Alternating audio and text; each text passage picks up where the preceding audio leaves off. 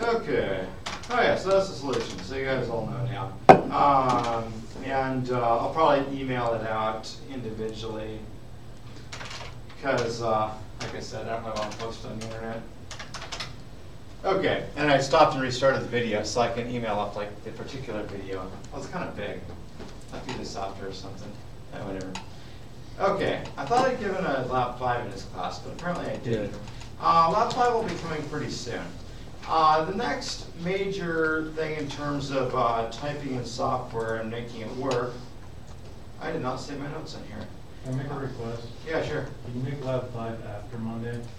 Yes, yeah, please. yeah, it'll be after Monday. Okay. Because it'll be an introduction to kernel development. And I think I wrote my notes on Nimrod, my office computer, which normally I don't even think about, but as noted earlier today, I can't get into it at this exact moment. So I don't have any notes, but that'll be fine. I wrote them earlier and I forgot them, so that's kind of like having had them at one point. So kernel module development. Basic idea behind this is you're going to write a bunch of C code and then it gets mashed into the kernel. And so the reason that this is usually an issue is the kernel is big. It's got a lot of lines of code in it, and it's difficult to understand how all the mechanisms inside it work. And so it's kind of like making a prepackaged extra bedroom that you're going to ship to somebody and they're going to glue onto their house. It depends greatly on your understanding of how their house looks, and you have to make it adaptable enough that it works. And prefabricated extensions to houses, I mean, they haven't really taken off. Although I think that I might use this concept if I ever outgrow my current house. I'll just go get a single wide. You can get single wides for like $3,000 on Craigslist. Sometimes even free, like you haul for free. And you just put it on near the house and build a porch to it. And that'll be a universal house-to-house interface. And in that method, I can expand the house to cover as much of the yard as I please. Anyway. So the kernel module, I mean, you're kind of doing that sort of thing. There's a defined interface, which is good, but there's still issues. Okay, so let's do this actually. Okay, I think I have a kernel module on here. Yeah, I do. And there's proc RW here. Do I have a .c for it? Yes. .mod.c. Hey, good. I've got an actual example of a kernel module here.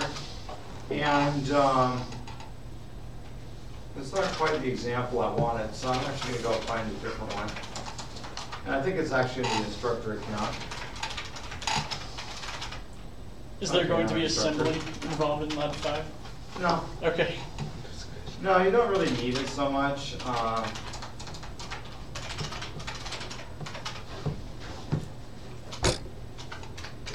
Fine. Okay. MNet, that's a network monitoring module. That might be a good place to start. Yeah. Sounds good. Okay. Got this little MNet. And this is a network monitor that I put together for last time I taught the class. And I'll go ahead and grab it. There's me on here. Unless it's here already. Hey, it's here already. Cool. Okay. So this has an IRQ handler in it, which we don't need. And we'll probably ignore that and take it out. I want to pare this down to just kind of a simplest case operation here. So we got this proc init here. And this initializes it, and maybe more importantly, it calls this proc create. So I'm going to take out the IRQ stuff and take out that too. And I should write this as something else in a minute. And I'll move the network monitor stuff and the free IRQ stuff, but we'll be removing the proc entry in it. And it's got a read thing on here. And that's specified right here, read int count. That's not going to make any sense, that name. And we'll go ahead and, well, let me show you the part that I want to show you today on what it does. We got this buffer here. and a count and a offset pointer. And what we're basically doing is calling copy to user, giving it a buffer and a message and a string length for the message. And so we'll go ahead and copy something to the user that's just like trivial for the moment. And we'll eliminate the rest of that stuff. Okay, need a message.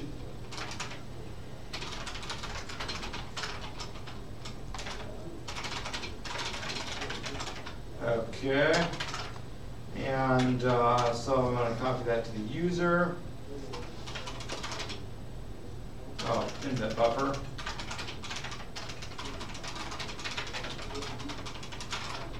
Okay, and I'll go ahead and get rid of all that stuff. You notice we're returning the string length to the message. That's still something we want to do. Okay. Semicolon. Yep, good point.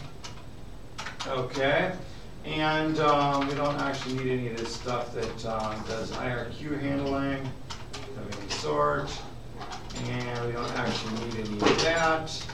And so now we've got kind of a simple kernel module. So this struct file operations here, we're giving it read int count, but we're not actually giving it a write function. That'll be fine for the moment. Let me go ahead and change this proc create functions parameters too. This creates files in the proc file system.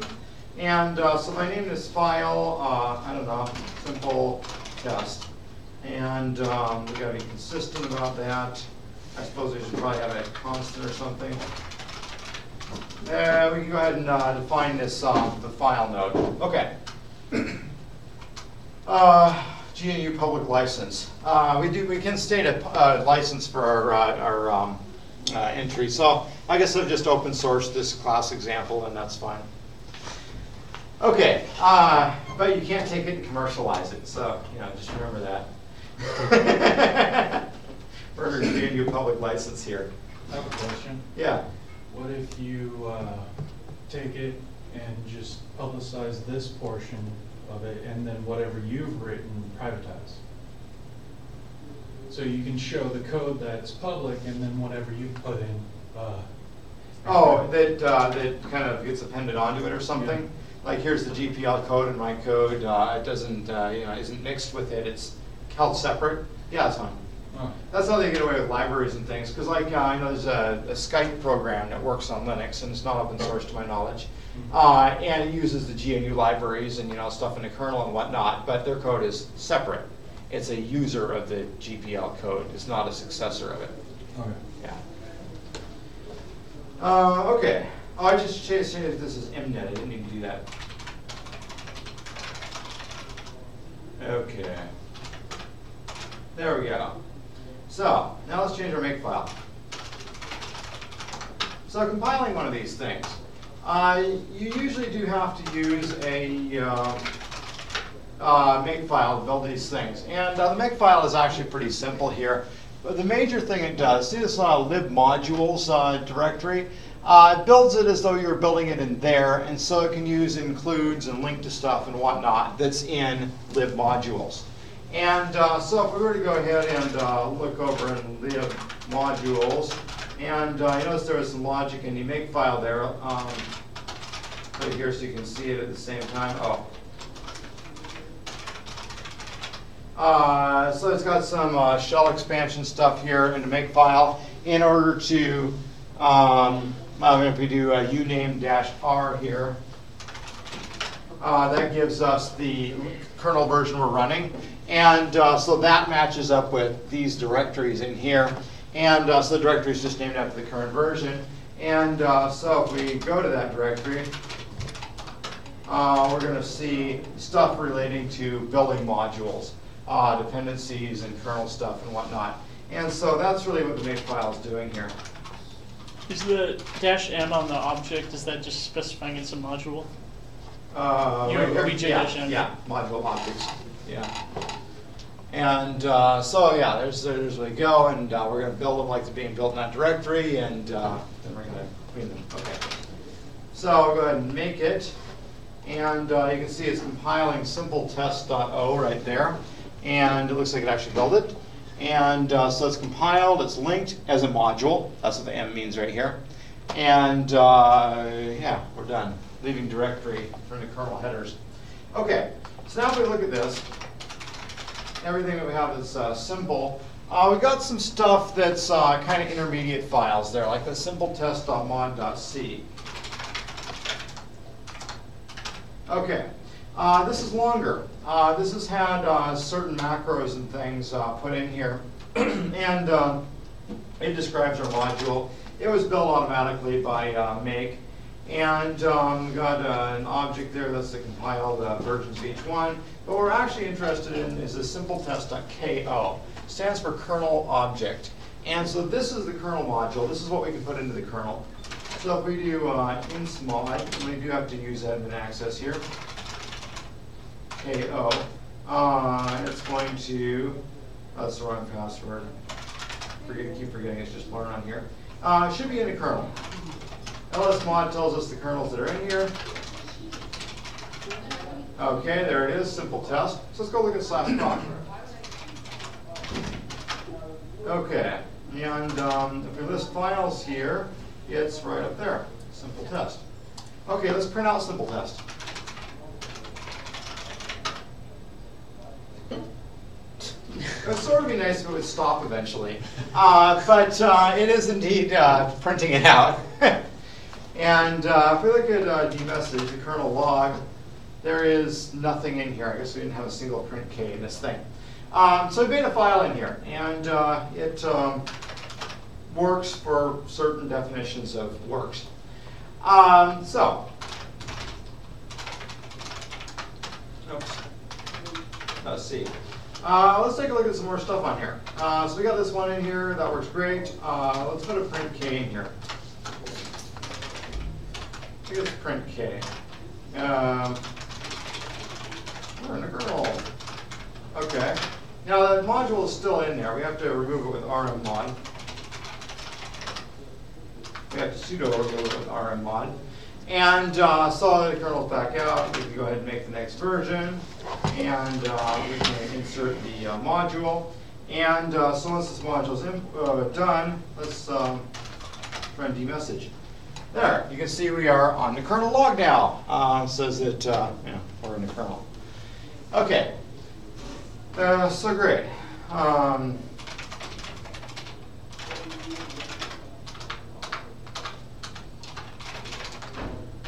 Okay, going into the kernel works good. Great, okay. So this read int count up here, it went all infinite on me. I have the sneaking suspicion that maybe I should have put a 0 there, actually. Like, I think that might actually stop it. I don't have any really good evidence for that, so I'll just try it real quick here.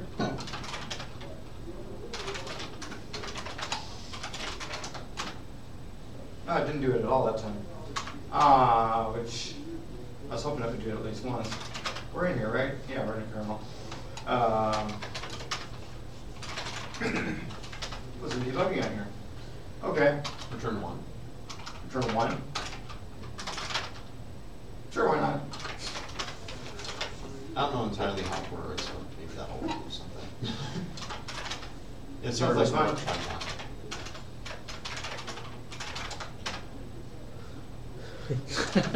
that.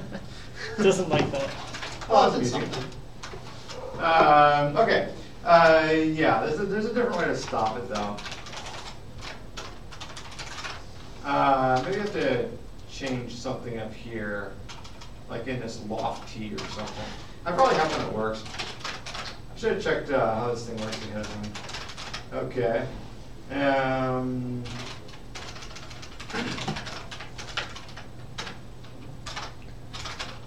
Is there not one? It should be. There's not. I can see that there's not. This is probably like the solution to Lab C or something. Lab 7 or something. But it might have also been a starting point. It looks like... Couldn't you just put an exit in there? well... Or would that be bad? Exit's a user space thing. Like Okay. it terminates the process. Oh, okay, and it's in the kernel, so it's okay. Yeah. Yeah, it doesn't really apply. I did this silly flip system. I remember the flip system. The flip system was silly. But it makes sense. let me show you what the flip system does here. So we got this char flip, and flip is 1. We go ahead and print out our message. Otherwise, we don't. We set it to 1 and return 0. So if we go ahead and try this, or try something similar, let's try something simpler than this. If we go to, we got still an internet here, and we change this to be kind of the magic only works once kind of thing. Okay, so I haven't read it out. And here we'll just say if they've read it out, then return 0. And otherwise, read out equals true because it's now been read out. This will return a 0 like after the second time this thing is called. Oh, yeah, I forgot your semicolon. You're right. Okay, so let's go ahead and make that thing. Wouldn't it be nice if a text editor just filled in the semicolons for you sometimes if you forget them? Like if it notices they're not the semicolon for a new line, it feels good. Yeah, that'll be cool. Yeah. That sounds more like an IDE though. I could warn you about it and then do it. Yeah. Emacs kind of does. It doesn't let you tab in if you forget a semicolon. That's kind of neat. Yeah. So the magic only works once now. But it does read it out. Now, there's actually a reason that you might actually want a kernel file to work that way. So a lot of times, these files are used to present output from, or present input from devices. And so, for example, if you go and you read everything that came from your mouse, that doesn't necessarily mean that you want to read it all again at a later point. And if you start say we go over here and we cat input mice. This amalgamates together the various mice. Okay. You can see that as I move the mouse, we get more output, and it never really stops reading. Like, we don't hit the end of the file, ever. Because there's never really an end to the mouse. I mean, I guess you could unplug it from the computer, but there's not really an end here, a natural spot to stop. And so what's happening is, as long as we don't return a 0, the reading function will continue to be called here. And so what the mouse is doing when this read is called, read int count is a silly name that should be changed. Whenever this is called in the mouse driver, it either produces whatever it had, whatever activity it had, or it just kind of waits until it has something to say. And then you hit Control-C when you want to finish. Well, in our case here, in this case, we want this to work very much like, say, proc CPU info. And proc CPU info will print out the CPU info, and then it will be done. And if we call it again, then it will do it again. Okay, and so now ours worked like that, except that it doesn't reset. So we'll just change this. Read out equals 1. And we have to put curly braces on here. That's a common mistake to make. And so now at that point, it should just continue to work. So if you don't return anything on this segment, you don't need curly braces? It was more the lines that he only had one line under it. Okay. And if you have only one line that you want this assuming to do, it'll just do that as soon as it's one line, you don't have curly braces. If you have curly braces, it goes between. I've been doing it every time in my It'll work better if I say 0 here instead of 1. It's better practice to use curly braces. life. It's No, that's just what I meant. But if you only want to do one line, you don't really need them, it'll assume one line. Yeah. Okay, so we've got a kernel module, and yeah, it kind of works. Okay, let's change the, let's use the write function this time. Okay, write on these kernel modules, and it's not really a file, and so it depends what you want to do. So I'm looking to see if one of these things has a write. I'm not sure if I have one here or not. Oh, Blink one does.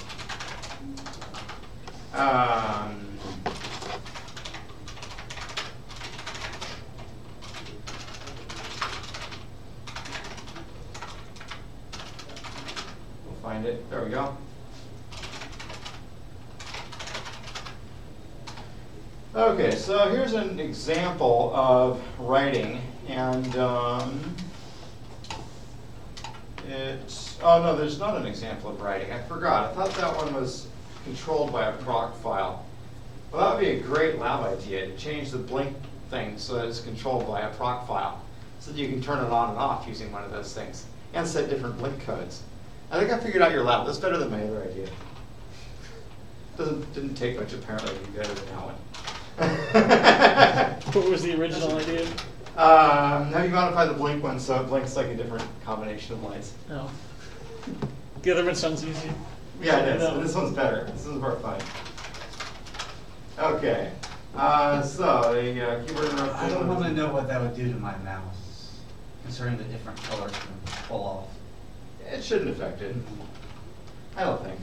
I don't want to see what it would do. Okay. Of course, I'd have to bring my mouse here if I want to use machines to do it, or install a virtual machine. Here's a write procedure. And so the parameters for the write one. It takes a struct file pointer, a buffer, that's what we're going to write, a count, that's the number of characters that we're going to try and write, and an offset. These offsets, by the way, they can be used in order to deliver a whole bunch of data, as in you can have it call in again, and you can use the offset to index into some kind of internal data structure if you want to have a sequence of these calls that ends up resulting in quite a bit of data. This whole thing, that's kind of what we're looking for. And we'll put that into simple test.c. And there it goes, it's in. Okay, I don't really like it down here. I don't feel like that's where it ought to be. I kind of feel like it ought to be right under read. Okay. Okay. I'm going to change the name of this so it makes some kind of sense. There we go. Okay, so this whole write thing. Well, I'm going to change write's name. oh yeah, good point. Okay, so this whole write thing. Write can mean a lot of different things in these files. Like writing to the file can mean that you do something or stop doing something or whatever. And so we'll go ahead and just print K for a minute here.